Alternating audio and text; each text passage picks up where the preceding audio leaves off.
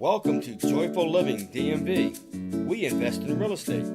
Don't forget to subscribe to Joyful Living DMV YouTube channel and visit us online at JoyfulLivingDMV.com. Hi, Kathy Corley here with Joyful Living, and today we'd like to talk a little bit more about water in our houses. Here in the DMV for just over a year now, we've been having increased normal rain. And when I say that, I say we're having rain very steadily on a weekly basis. That being said, we're getting in excess of a half an inch to an inch per week, typically. Not every week, but typically this is what's happening. And we're finding that more and more homes that we're seeing have water issues. And when we're talking to people, more and more people are talking about the fact that they've owned their home for, 20, 30, 40 years. They've never had water in their basements and they're starting to have water. Well, that's partially because there's more and more water outside of our homes. And when our homes are not properly sealed in the basement, we're going to have water seepage come in.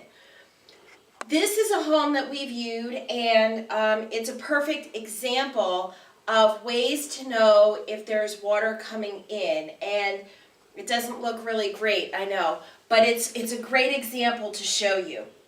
So in this house, along the walls, we see that there's, it feels like tar on the walls. We're assuming that that tar is over big cracks in the walls. Maybe these cracks have happened since this was done. And so we're assuming that these folks did this for one of two reasons. Maybe there's a foundation crack and they were trying to fill the foundation crack. And in doing so, they're hoping that if any water is going to come in, that water, it will be a water barrier. Tar is not the way to handle this.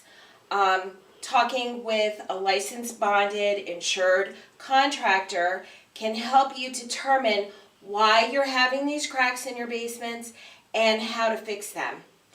But for sure, cracks in a wall can lead to some water seeping in. The other way that we know there's some water happening here is along the outside edges.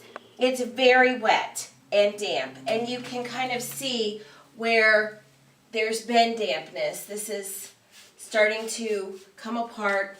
It feels wet. It also feels nice and cold, which is kind of nice because it's warm today. So those are ways to know that there's water issue. So that's part one in this house. Let's go in this next room over here.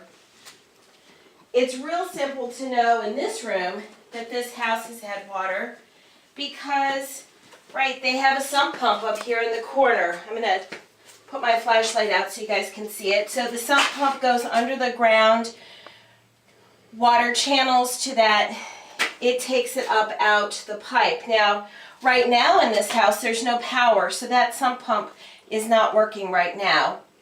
But the other thing is there's no real evidence of a French drain system around the perimeter of the basement in this house. So this sump pump isn't really going to be able to do its job the best because there's nothing funneling the water from the other parts of the foundation to the sump pump to take it out. So having the sump pump, it's a little bit helpful, but it's not really going to take care of the problem because it's not fully functional.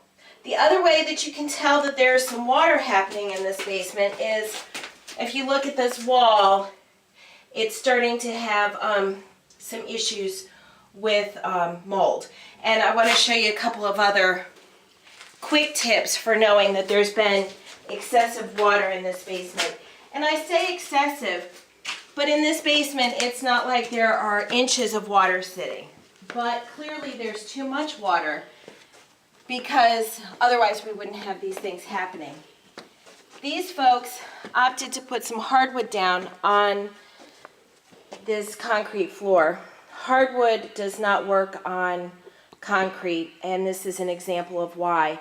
So that wood has gone ahead and it has buckled because of the amount of water. And then in this room, you can just look at the floor and see that there's dampness, there's the start of mold, and that goes around the perimeter as well as on the floor. So you can tell in multiple places. There's also this room over here, which is also extremely damp. Oh, be careful. It's hard to get around with that buckled wood. And then in this room, where they have put up the drywall, it's been extremely damp, and you can see the ripples in the wall from the water. So there are lots of telltale signs here in this house of water. And we're going to be going to another house, and in that house you'll be able to see where the house is nice and dry in the basement. And so in that clip you'll be able to see a house that's in good condition. And then we're going to go see a third property today that has proper French drain installed with the sump pump, and how that should look. So you'll be able to start to see the difference between possible issues, no issues, and what to look for when the issues have been addressed. Thank you. Thank you for watching. We ask that you subscribe to our YouTube channel, Joyful Living DMV, to automatically see our latest videos.